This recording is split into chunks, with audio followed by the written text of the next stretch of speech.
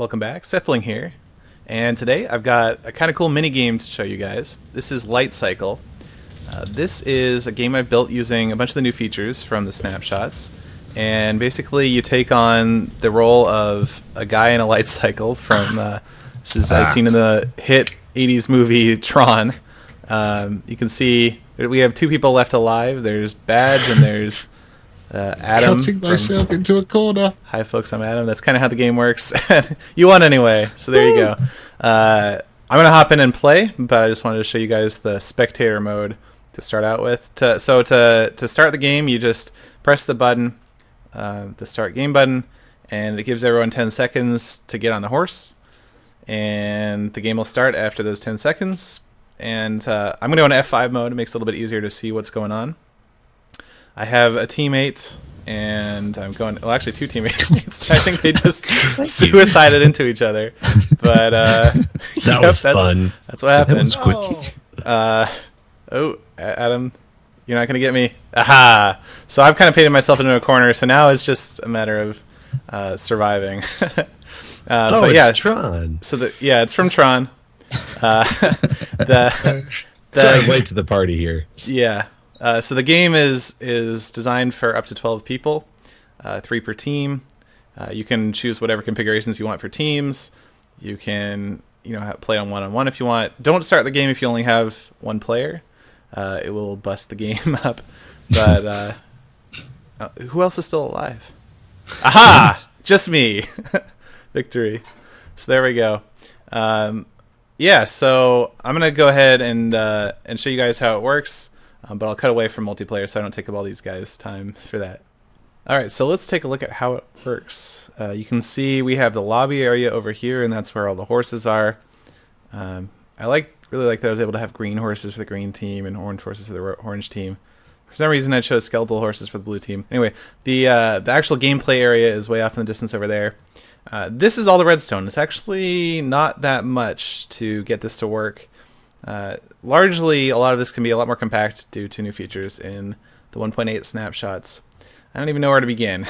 Okay, so over here we have, these are the command blocks that basically reset the map. So these ones spawn in new horses, and then when the game actually starts, for some reason it comes way over here and creates a redstone block, but actually, when the game starts, it triggers this line of redstone, which basically starts a counter. It says game starts in 3, 2, 1, etc. But it also teleports the players into the arena, and it sets their scoreboard values for like their team and which cart they're in. But that's not super important.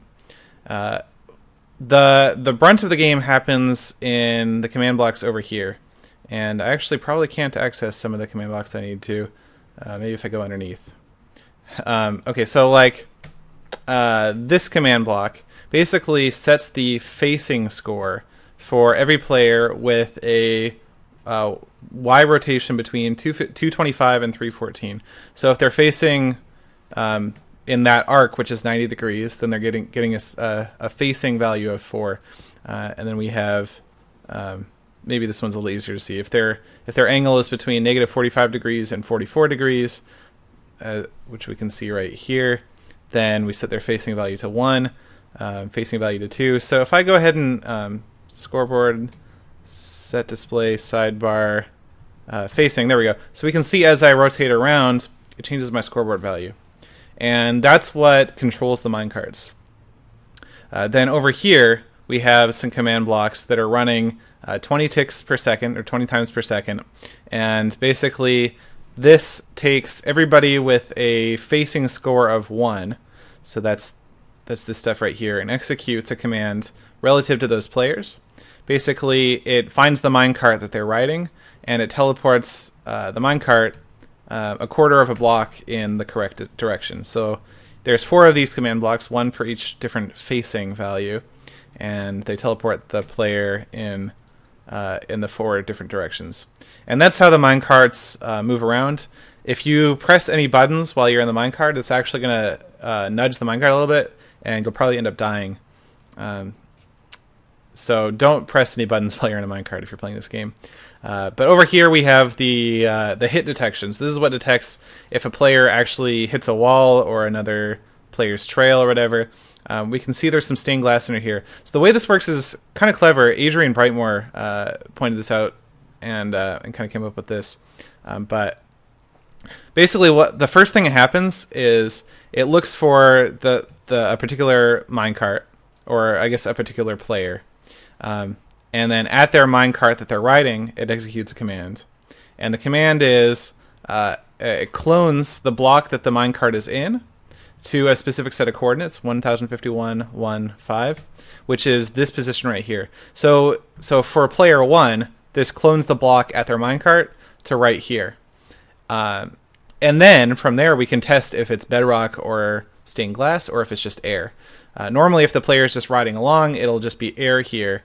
But if they do happen to collide with bedrock or stained glass, then we can use test for block looking for bedrock, or test for block looking for stained glass, and detect the collision. And if so, then the comparator is going to output true. So this is actually not really necessary anymore, actually, with the 14W8A snapshot, because comparators do output correctly from execute commands. But still, I think it's still a neat technique. I'm not going to go over. Oh yeah, and then when that does happen, it sets the player's dead score to 1, which basically disposes of the player, sets him into spectator mode and everything. I'm not going to go over how the rest of the game works. That's kind of the gist of it, and that's the important stuff. The rest of it sets up scoreboard values, takes care of teleporting players around, or spectators, or whatever. So if you'd like to download the map and play it for yourself, there's a download link in the video description, so just go ahead and download it, put it on a vanilla server, make sure command blocks are on, and you can play with up to 12 friends. Just make sure that you're not pressing W, A, S, or D while you're in the minecart, moving around, because it will kill you. There's also a known issue. Sometimes the horses like to rear up, and when they do, it actually pushes the minecart around a little bit, which can kill you. So sometimes you will spontaneously die. It's I couldn't think of any. Yeah, you can see that guy just reared up. I couldn't think of any good way to fix that issue, so it's just part of the game. But yeah, that's how it works, and hopefully you download it, have fun playing it. That's about it. Thanks for watching.